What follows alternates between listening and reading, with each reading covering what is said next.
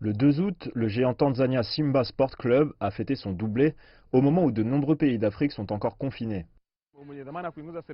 Le dirigeant du pays a dit qu'il s'agissait d'un problème de perception et que la vie devait continuer pendant que nous combattons cette maladie de la même manière que nous combattons d'autres maladies ici.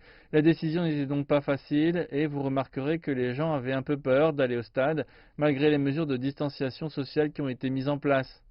Le gouvernement avait annoncé la reprise du championnat le 1er juin suite à la réduction significative des cas de coronavirus selon ses propres données. Les joueurs et les supporters ont été soumis à des directives strictes et à des règles de sécurité pendant les matchs. Permettre de payer les footballeurs a été l'une des principales raisons invoquées pour cette reprise. Et si des voix se sont élevées à l'intérieur et à l'extérieur du pays pour dénoncer une possible résurgence de l'épidémie, de nombreux supporters se sont félicités de cette décision.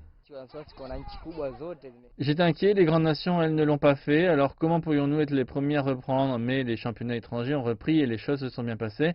Notre championnat est devenu l'une de nos identités et notre pays a été reconnu à travers cela.